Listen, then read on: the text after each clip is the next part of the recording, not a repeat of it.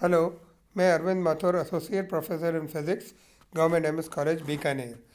आज हम alternating circuits का एक और यूनिट पढ़ रहे हैं। पिछले टर्म तक हमने parallel LCR series LCR circuit पढ़ा था। आज हम पैरेलल एलसीआर सर्किट का इक्वेशन देखेंगे। हम पैरेलल एलसीआर सर्किट में देखते हैं कि अगर हम एक अल्टरनेटिंग करंट एक ऐसे सर्किट में अप्लाई करें जो इंडक्टेंस एल और रेजिस्टेंस एल के पैरेलल में अगर मैं सी लगाऊं तो वो पैरेलल एलसीआर सर्किट कहलाता है। जैसे मैं इस चित्र में दिखा रखा है कि मैंने एक एल और आर तो सीरीज में ले रखा है और सी इसके पैरेलल में लगा रखा है।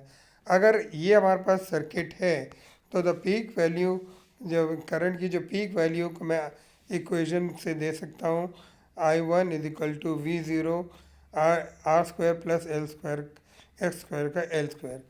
और देखिए, और अगर मैं ये तो आई वन और आई टू मैंने दोनों इसमें ये डाल दिया कि आई ज़ीरो आ रही है, ये आई वन और आई टू में ब्रेक हो जाती है। तो आई वन तो है वो बह रही है आर और एल वाले पाथ पे, और आई टू बह रही है सी वाले पाथ पे। तो इसी तरह मैं आई वन लिख सकता हूँ।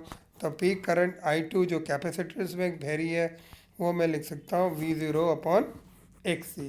ये ध्यान रखिएगा कि वोल्टेज का जो भाग है, वोल्टेज दोनों के बीच में बराबर रहेगा, पीक वैल्यू ऑफ वोल्टेज बराबर रहेगा।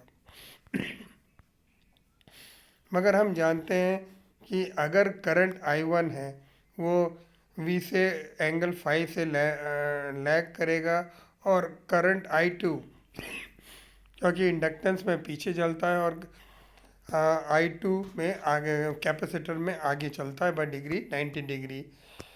तो फिर इससे मैं इम्पिडेंस जो पैरेलल सर्किट का जो इम्पिडेंस है वो मैं लिख सकता हूँ V zero upon I zero.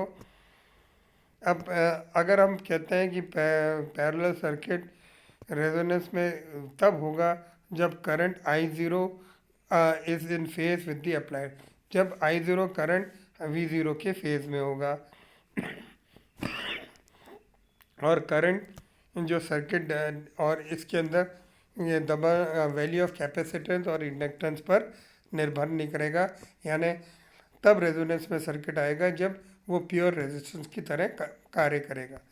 अब फेज डायग्राम से मैं ये लिख सकता हूँ कि I zero is equal to I one cos five, और आई टू जो हमने दूसरा जो डायग्राम बनाया, I two is equal to I one sine five. मगर हम जानते हैं कि जैसे हमने ऊपर लिख रखा है कि I one is equal to V zero I zero R square plus X L square, I two is equal to V zero X, और sine five is equal to X L upon R square. ये मैं आपको इस circuit को दोबारा बड़ा करके हम दे सकते हैं। इस सर्किट से आप इसके आई वन के कंपोनेंट और आई टू के मान और आई ज़ीरो के मान इस सर्किट से निकाल सकते हैं।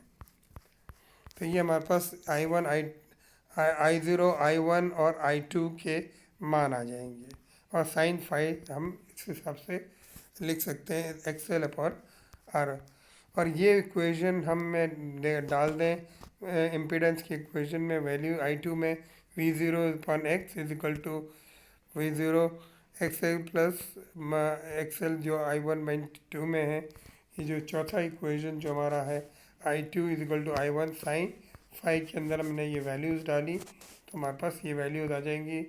इसको कैलकुलेट कर सकते हैं तो हमारे पास आ जाएगा X L X C is equal to R square plus X L square. और ये मैं देख सकता हूँ omega L upon omega C is equal to R square plus omega square L square. और यह लिख सकता हूँ कि one upon L C is equal to R square plus L square plus omega square है। और इसको दोबारा लिखूँ तो मैं वन बाय ओमेगा स्क्वायर का मान one by L C is equal to one omega square is equal to one by L C minus R square upon ओ।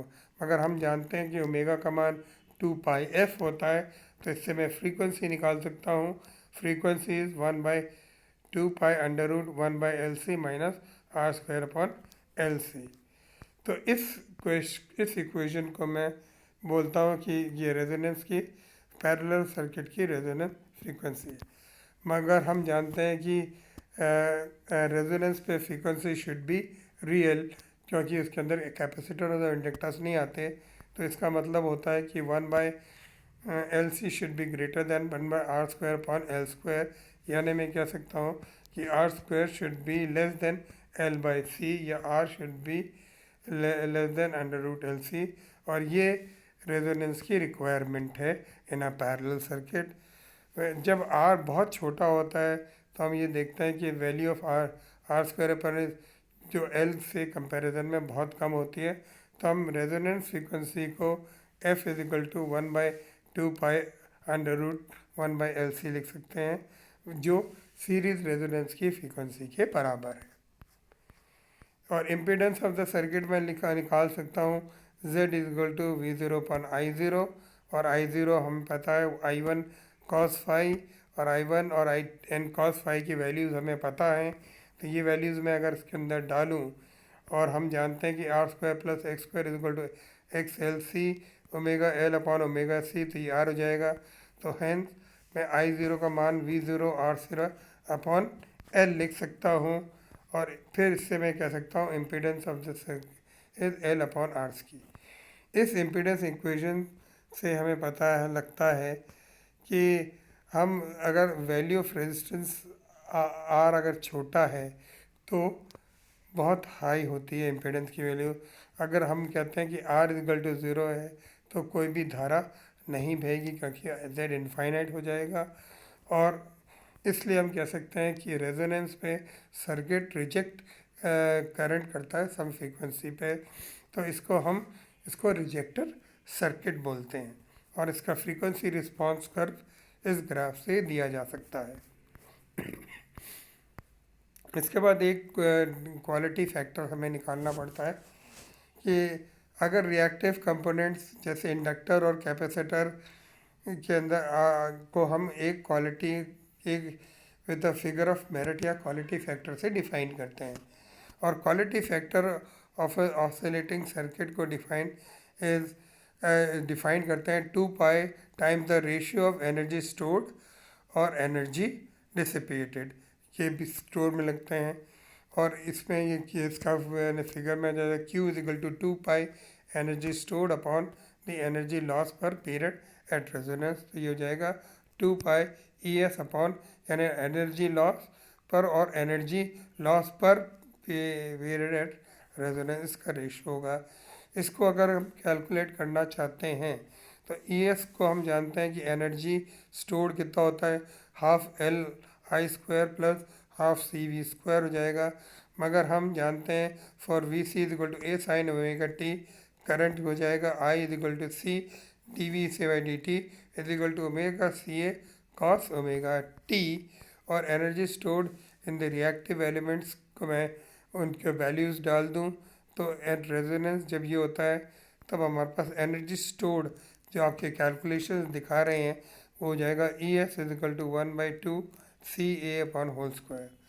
और एनर्जी डिसिपेटेड पर साइकिल जो पर रेजोनेंस ऑसिलेशन T तो हो जाएगा ED/R इसका later then I0 is less than T। तो हमारे पास ये हो जाएगा ED is equal to average of I और इसका एवरेज ऑफ F। और ये अगर वैल्यूज़ डालें तो ED का मान आ जाएगा 2π 1/2 RC omega 0 L upon A²। और इसके इक्वेशन से मैं ES और ED की डेफिनेशंस के अंदर पुटता हूँ तो हमारे पास आ जाएगा 2π ES अपॉन ED। और ये वैल्यूज़ मैं इसके अंदर डालूँ तो quality factor 1 upon omega 0 R upon C हो जाएगा। और ये हम कह सकते हैं कि क्वालिटी फैक्टर इंक्रीजेज अगर R कम होता है तो डिक्रीज़ होता है। और हम इसको जनरली इस क्वालिटी फैक्टर को डिफाइन करते हैं omega 0 R C।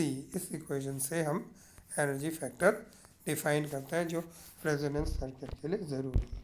Thank you very much.